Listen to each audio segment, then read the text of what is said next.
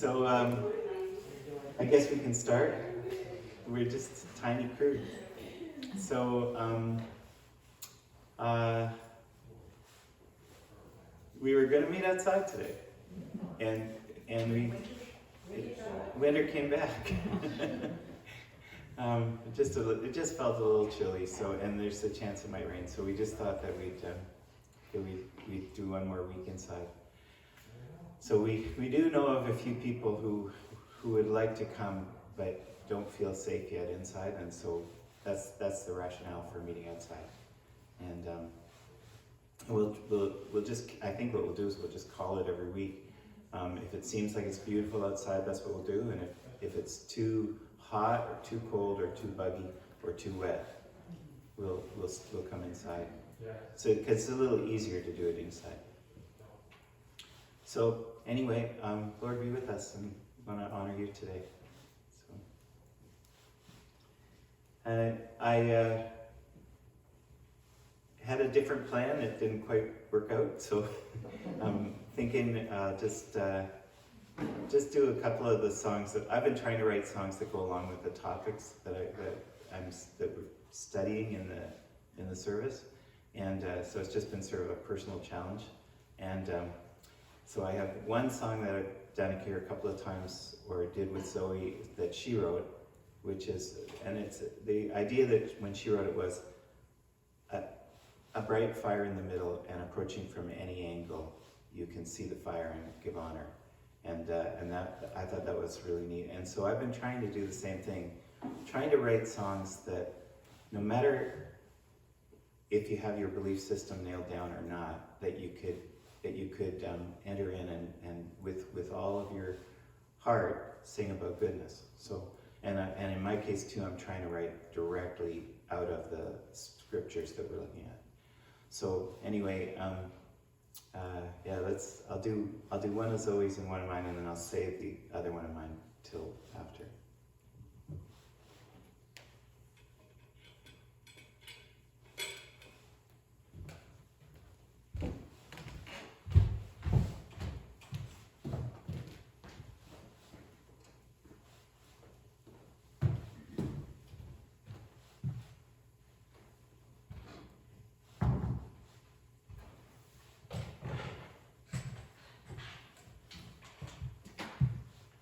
Oops.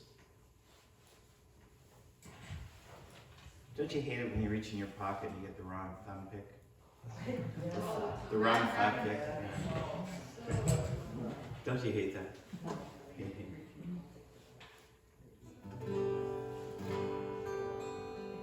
So Zoe calls this song, this is the most familiar one, I think. Zoe calls this Sky Quilt. And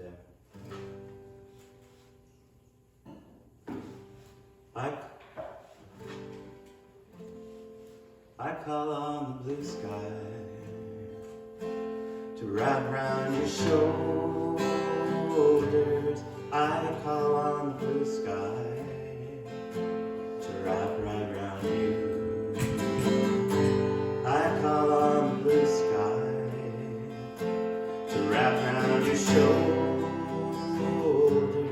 I call on the blue sky to wrap right round you. I call on the sunset to rest on your shoulders. I call on the sunset to wrap right around you. I call on the moonlight to wrap around your shoulders. I call on the moonlight to wrap right around you. I call on the sunrise to rest on your shoulders. I call on the sunrise to wrap right round you.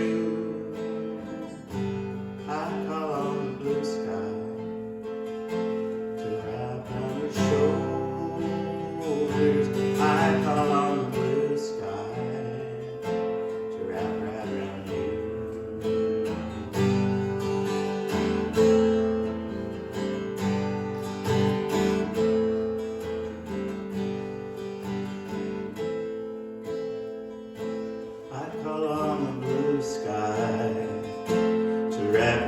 shoulders, I call on the blue sky to wrap right around you.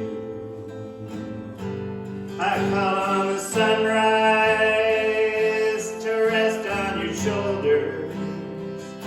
I call on the sunrise to wrap right around you. I call on the blue sky to rest on your shoulders. I call on the blue sky to wrap right around you.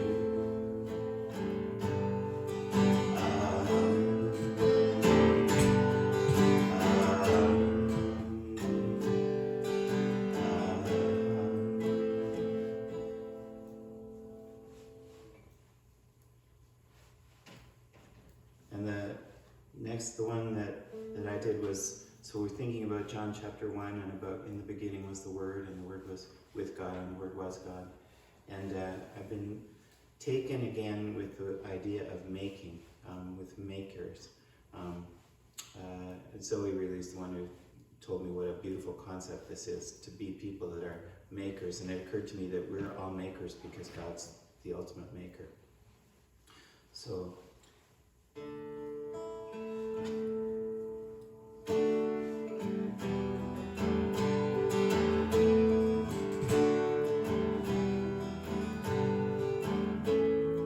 we are all makers because you're a maker.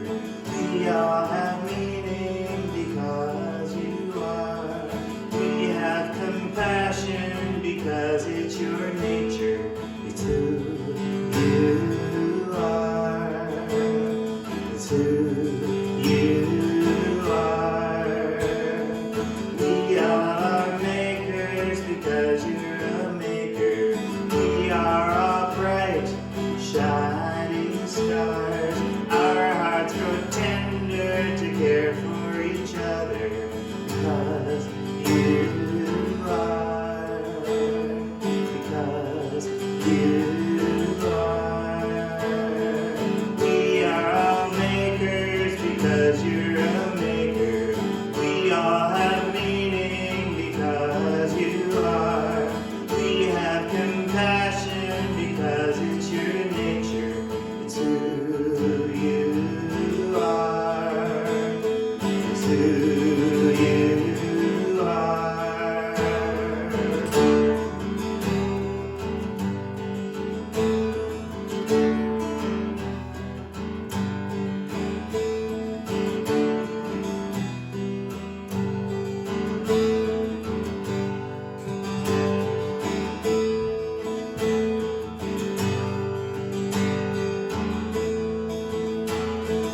We are all makers because you're a maker. We are all bright, shining stars. Our hearts grow tender to care for each other because you are. Because you are. And as longing can grow to be more than we know, for our hearts to become like yours. For this longing can grow to be more than we know, for our hearts to be filled with love. We are all makers because you're a maker. We all have meaning because you are. We have compassion because it's your nature. It's who you are. Who you are. We are all makers because you're a maker. We are all bright, shining stars. Our hearts grow tender to care for each other because you are. Because you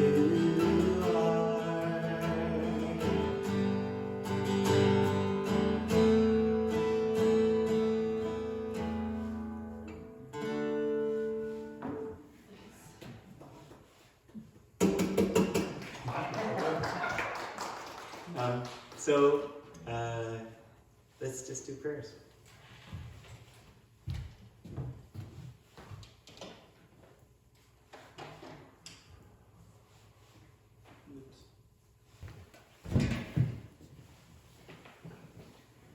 So I planned this service to be outside, so no PowerPoint. But I have notes. The last little bit I've been talking about John chapter 1. And I've been trying to say that there's some evidence that the early church wasn't sure well, we know for sure, for 300 or 400 years they discussed it. But they weren't sure who Jesus was. There was a lot of controversy about who Jesus is. And that continued on for centuries. And all the theologians in the various parts of the empire, the Greek side, the Eastern side, or the Latin side, the Western side, they all discussed it and they had councils and they tried to figure it out. How is Jesus both human and divine? What does that mean? And John's gospel is the gospel that speaks the clearest about the divinity of Jesus. It seems to be the major focus of this gospel. And even there, we don't know exactly how to blend the human and the divine nature of Jesus. Hiya, hi, come in. So even there, it's a something. And so last time we talked about, in the beginning was the Word, and the Word was with God, and the Word was God. And we stopped there, and I said, what does that mean? In the beginning was the Word. We didn't talk about this last time, but the word logos in Greek that's what word is, logos. And we use that word ton in English. We use it there's a part of it in theology, anthropology, zoology. There's the whole idea of word or meaning was actually an ancient Greek way to speak about God. But it was an amazing concept of God. It was like God as the rational principle that controlled everything, but not a personal God. It wasn't like a God that you worship. So in John chapter 1, when John begins the gospel by saying, in the beginning was the Word, and the Word was with God, and the Word was God. And then in a few verses, in verse 14 says, and the Word became flesh and dwelt among us. He's like taking something that all the hearers in the ancient world would probably have agreed with at first, and then completely shocking them. It'd be a little bit like walking, I suppose a Christian missionary walking into Mecca and saying, in the beginning was Allah. And everybody would go, yeah, of course. And then you'd say, but Allah has a son. And you go, what? That can't be. So it's like it's an incredible shift.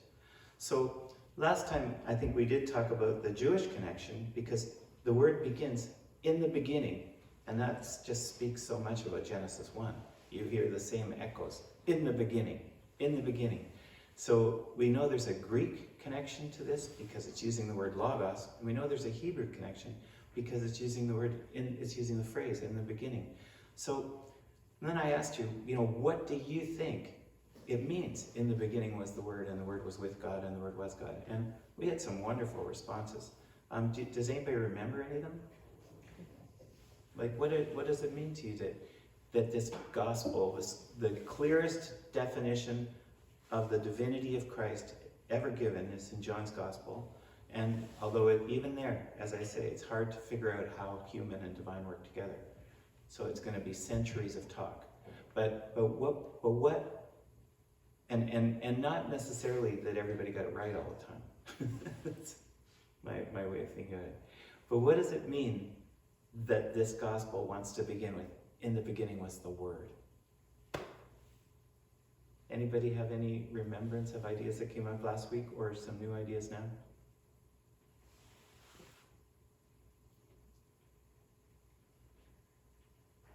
Oh, what must it mean now, the beginning, yeah. How much it mean, yeah.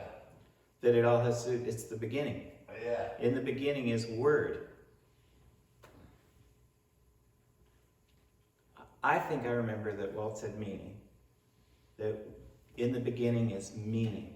If there's Word, that represents meaning. I think Mark spoke about one word somehow giving birth to all the other languages, all the other words. I think if there's a word that's at the beginning, what it signifies is a desire to communicate. And that means a desire for a relationship. So meaning, communication, imagination, order, rationality, because remember in the Hebrew background, it's in the beginning, the Spirit broods over the deep and takes a world of chaos that's unformed and unfilled, and it gives it life and structure. And that's exactly what I think the author of John is trying to say. In the beginning, the maker with imagination gives form and fills this imagined thing that is now being made. So it's pretty incredible. It speaks of it speaks of rationality, it speaks of order, it speaks of goodness, it speaks of meaning, it speaks of relationship. So there's a lot packed into this one word, right? Okay. With God, I never thought there was no beginning. I thought that it went on and on and on. God. I think so too. But I think Go on and on and on. it's hard to know how God works. This is a big problem for us. It's like a flea trying to understand an elephant. Yeah. I don't say that with disparaging sense of, I'm happy for the flea. I'm happy to be who we are, but I don't think we have the capacity to understand God really. Yeah. But I think some people think that in the beginning means in the beginning of God, but other people think it's no, just like you said, no, God's always been there, but this is God at the beginning of us, God at the beginning of our solar systems and our galaxies and planets. And so anyway, the great verse is going to be verse 14, chapter 1, verse 14, where it says, "And the Word became flesh and lived among us, and we've seen his glory. The glory is of a Father's only Son, full of grace and truth." But before you get to verse 14, there's verse 12 and verse 13. It says, "But to all who received him, who believed in his name, he gave power to become children of God, who were born not of blood, nor of the will of the flesh, or of the will of man, but of God." So Jesus is being presented to us as the Son of God. And hidden in here is this awareness that we all can become children of God. And so what I've been trying to do is to balance perspectives that I think were in the ancient church before it was all figured out. I think that there were different ways of looking at Jesus, trying to put his humanity and his divinity together. And the way that makes the most sense to me is that Jesus is not eternal in his humanity. It's the divinity of God that fills him completely. And that's just the way that I've been thinking of it in recent years. And so my belief is that Jesus is the perfectly presented servant, prophesied and willing and able to be completely submissive, to be so full of the Spirit that when you look at him, you can say, the human Jesus did that, or you could say the eternal God did that, and both are perfectly accurate. That's how I've been seeing it. And so apparently Jesus, and the meaning of John's gospel, and really the meaning of the other gospels, the other perspectives too, is that this also can be for us. That we also can share in this. That we also can be children of God, as Jesus is Son of God in his submission and filling with the Spirit. So the more that we learn to submit, and the more that we learn to flow with the Spirit, then we too can be children of God as far as we can grow into. I think it's a pretty exciting concept. So the key thing is the declaration, though, that Jesus became flesh and dwelt among us. And I think anybody that's ever read John chapter 1 in Eugene Peterson's The Message will love this verse the best. "The Word became flesh and blood and moved into the neighborhood. We saw the glory with our own eyes, the one-of-a-kind glory, like Father, like Son, generous inside and out, true from start to finish. So beautifully said. So the Word became flesh and blood, moved into the neighborhood. We saw the glory with our own eyes, the one-of-a-kind glory, like Father, like Son, generous inside and out, true from start to finish. So Word, which is eternal Spirit, fills Jesus, the human vessel, and shows us how it can be done. Humans can be full of God.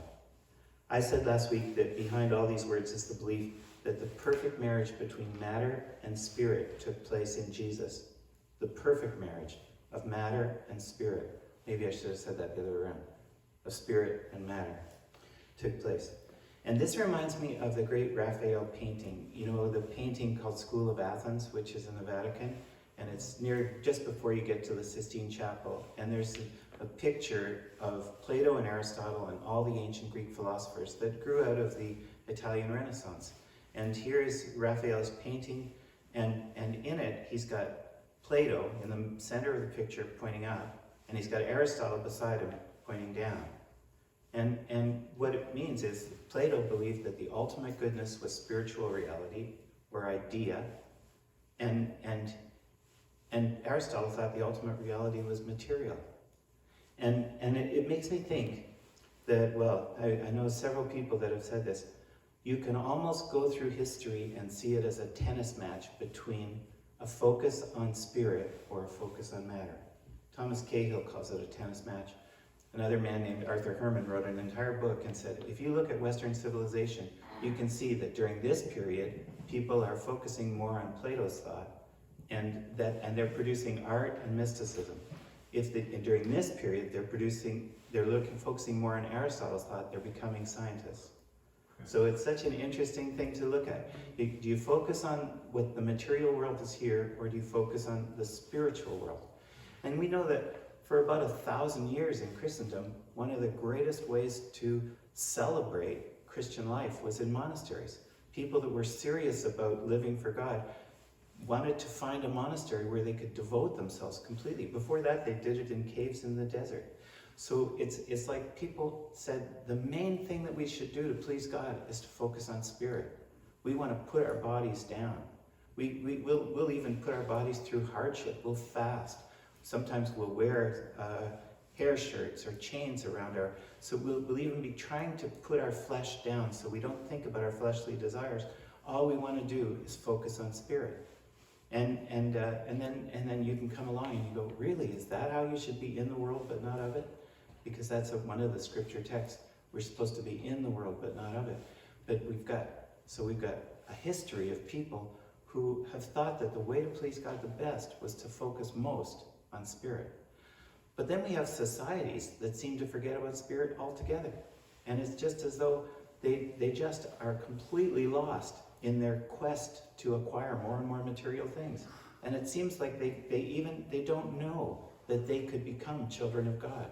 They don't know that they could be full of spirit. And it's like they give up on that. And so they're not being transformed. They're not flowing with grace. They're not learning how to bring justice into the world. They're living in selfish chaos, in a darkness, because their focus is only on matter. So we have some that are focused on matter, we have some that are focused on spirit. And we have an expression that comes from the ancient world. You're so heavenly minded, you're no earthly good. That one actually happened before Christianity. The first time that we know that story came out, it was Thales, who was the ancient Greek philosopher. And he became brilliant at studying the stars. So brilliant, in fact, that he was a little frustrated because maybe because of this story. He's studying the stars and he falls into a ditch, and it's a servant girl who says, "Oh, Thales, you're so heavenly minded, you're no earthly good." And then to sort of demonstrate that the man of mind could do whatever he wanted, I don't know how he did this, nobody knows how he did this, but he correctly prophesied an eclipse.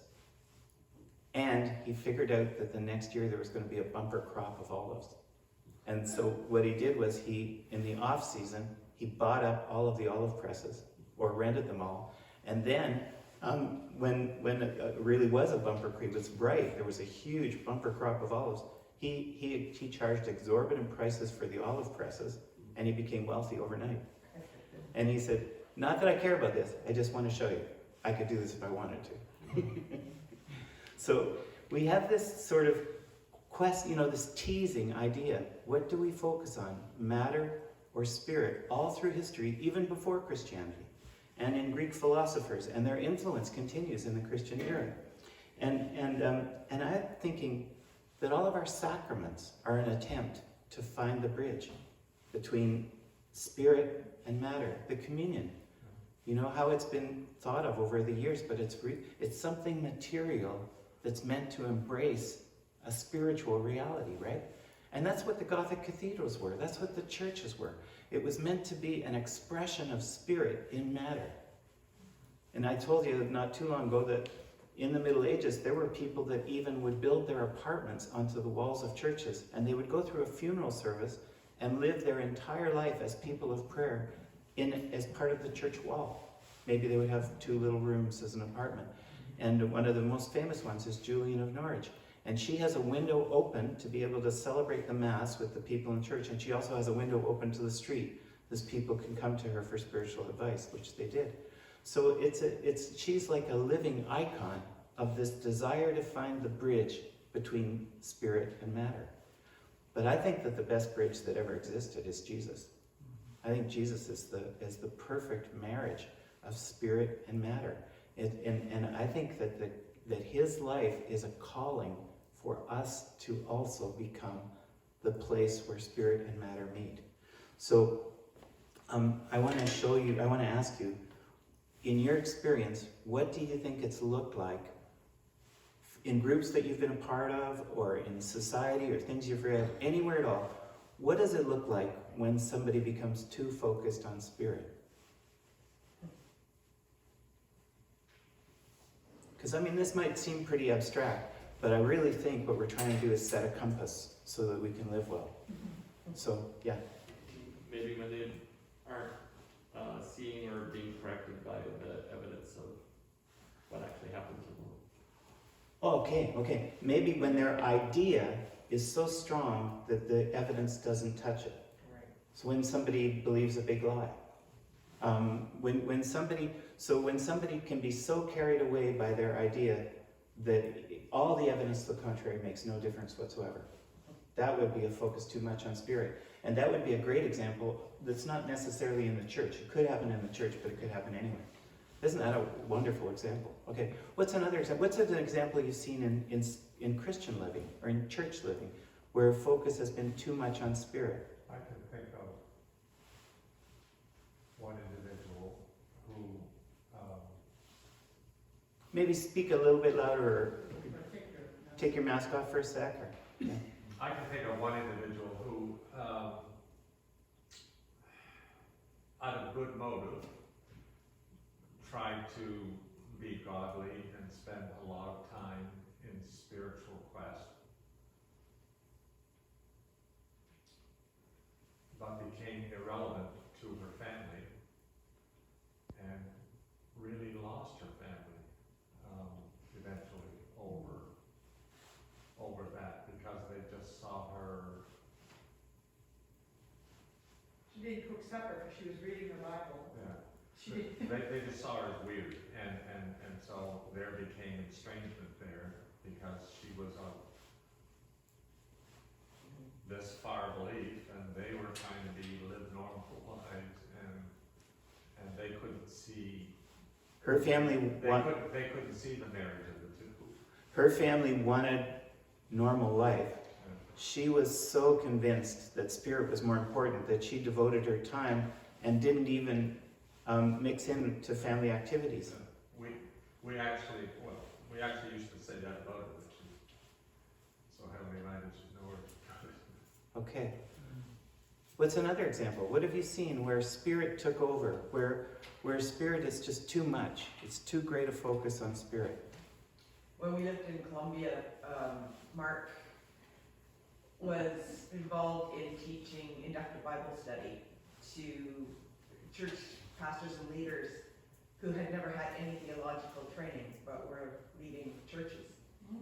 And so there was one church that was pretty far out there from a charismatic perspective, and they just did everything according to prophecies. And so some of their people came to a training on how to study the Bible. And he was in the kitchen at the break, and this woman didn't know he was standing behind her, and she said, "Oh, this studying the Bible is so much work. I would prefer just getting a vision and going with it."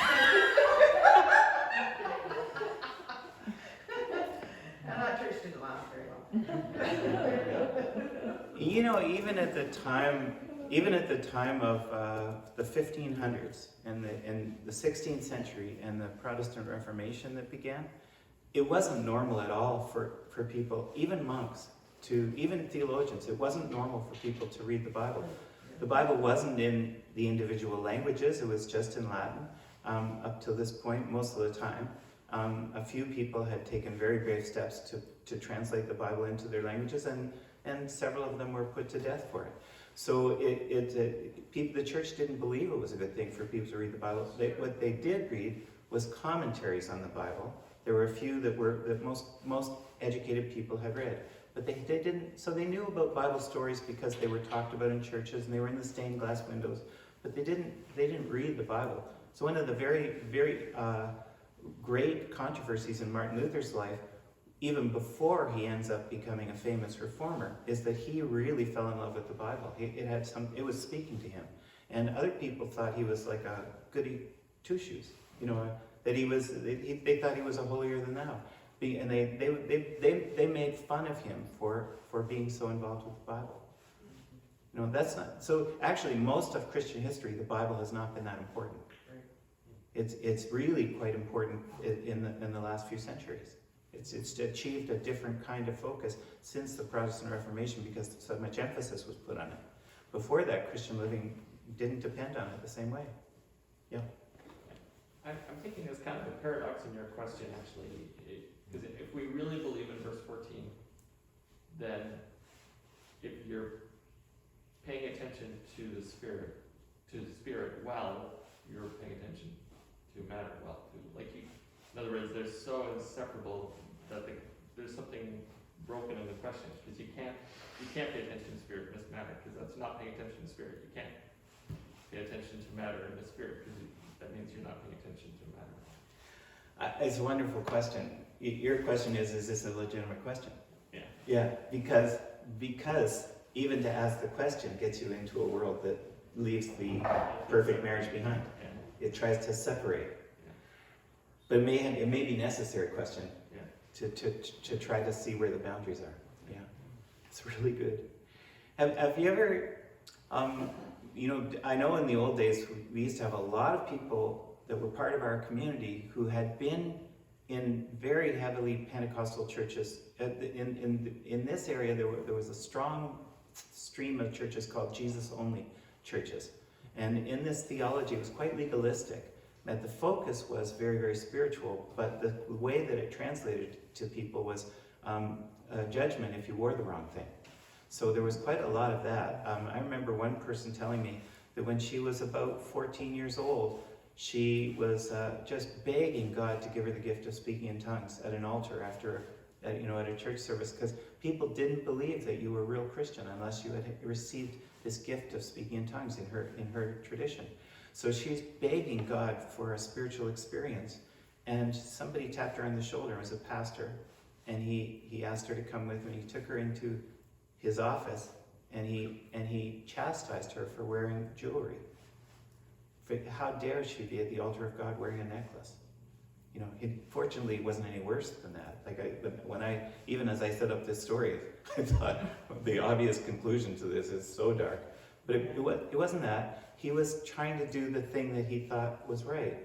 But matter was not important, only spirit. So he is exaggerating. He's doing his best intention, by following his best intention, but he's really doing a terrible thing, and left her with a terrible sense of shame for years and years and years. which got healed as later in life when she learned it just wasn't appropriate. Yeah, well, here's a question. The other side, what does it look like to have too great a focus on matter?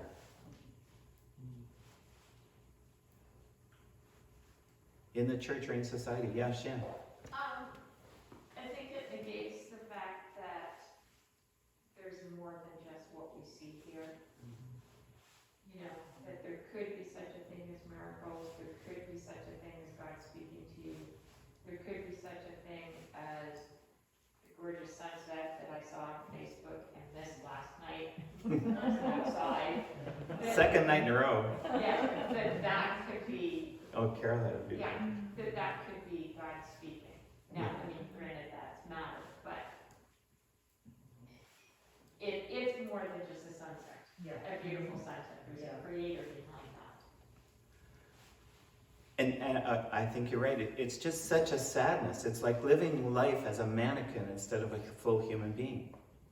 It's like, and even worse sometimes, it's like we get into our dark holes of complaint. We were talking last night about people we know sometimes who just get lost in so much depression and darkness. Their whole world is a complaining until, I think, as C.S. Lewis would say it, in the end, there's only the wine. I don't mean the W-I-N-E. In the end, there's only the W-H-I-N-E. In the end, there's only the wine. And so this would be, to turn away from the flow of life, the flow of creativity, the flow of making. If we have the Creator's life flowing from His heart, I would say through Jesus, through the Holy Spirit, through all of us, hopefully, in potential. That's my dream, is to see this, that we don't get lost in an eddy or in a stagnant pool, but that we flow with the life. That's the dream. And I think John's Gospel is saying it can happen. That we can learn how to do this, and we can do it better as we grow. So what a sadness to live without that flow. Now, how do we encourage each other to the best balance possible? How do we encourage each other to the marriage of word and spirit that we see in Jesus? That's my last question for today. How do we encourage each other toward the marriage of spirit and matter in our own lives?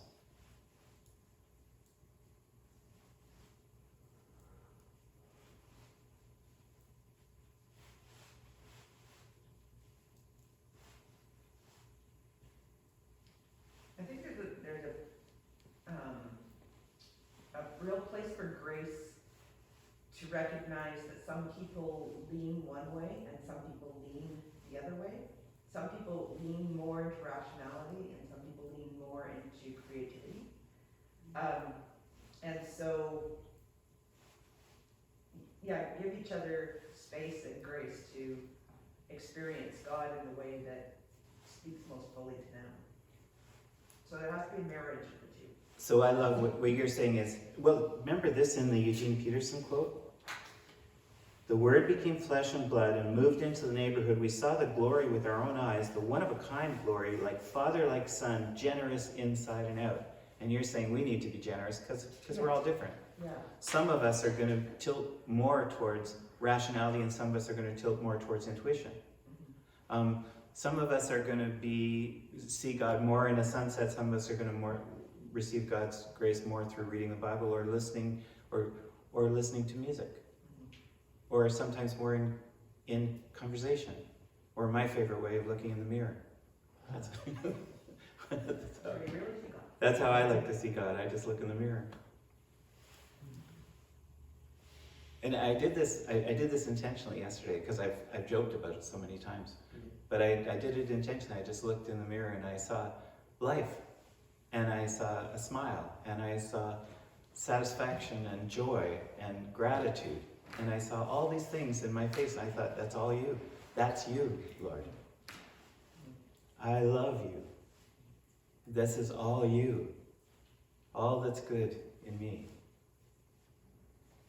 I see God in Peter. Thank you. I do. Yeah. I just think we're surrounded in God. Surrounded in joy. But the flow of the Spirit is joy, and the flow of the Spirit is resilience and strength and capacity to figure out a way forward even when things get hard. The flow of the Spirit is empathy. The flow of the Spirit is so deep. The flow of the Spirit is peace to quiet anxious minds. I think it's just wonderful to be loved by God. It's wonderful to be loved by God. It is. Yes. And the way that we most often feel that love is by encouraging each other. That's our greatest gig. Woohoo! It's quite a revelation. Peter had come to the place of recognizing and realizing that God really does love. Yeah, it is. Huh? But we're on the right side. Yeah.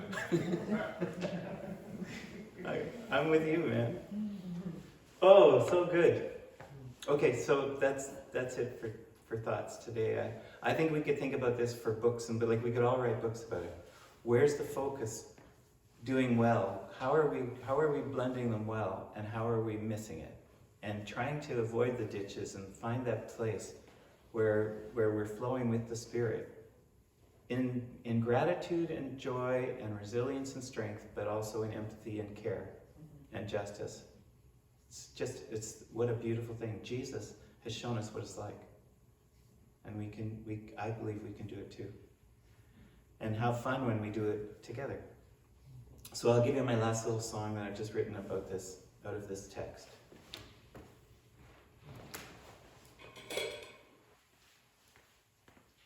Do you mind trying to bring this back? Let's see if I can. There are the words.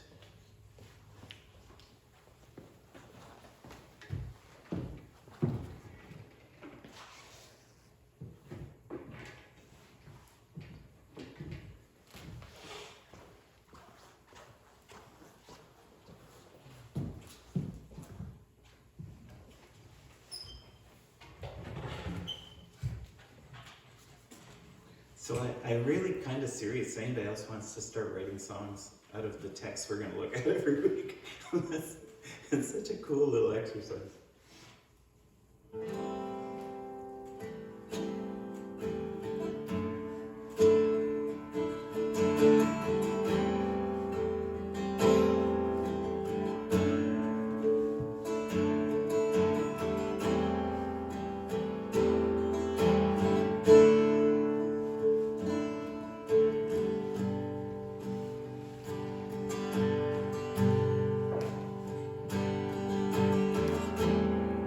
In the beginning, there must have been a longing inside your heart, inside of you.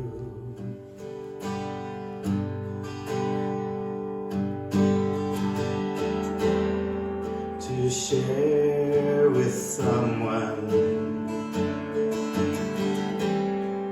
all you've imagined, to share the colors inside of you.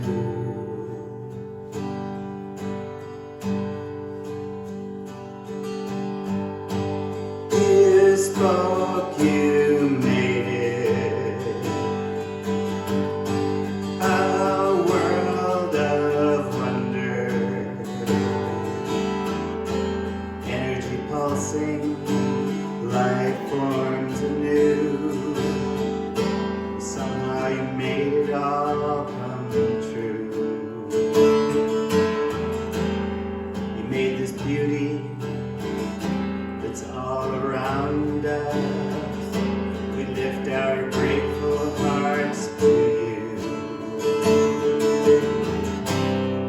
Was it all about sharing?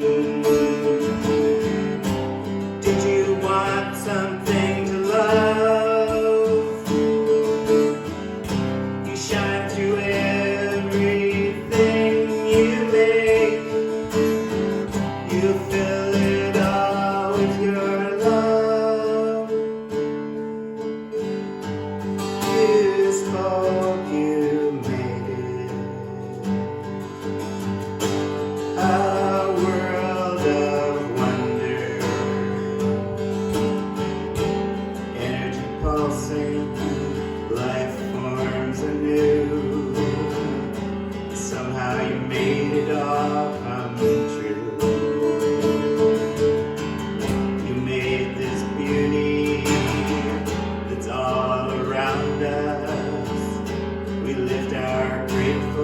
hearts to you?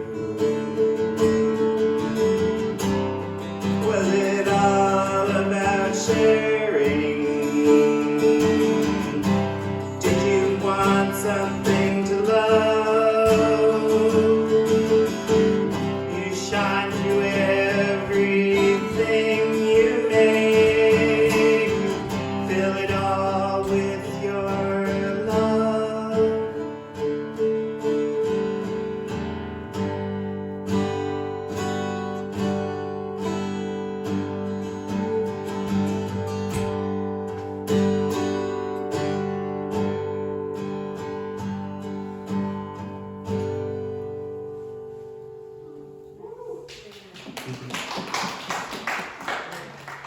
It's fun to think about, you know, to just, because art and making, in the various ways that we do it, are like expressions of imagination. And so in those moments, I guess we're blending matter and spirit.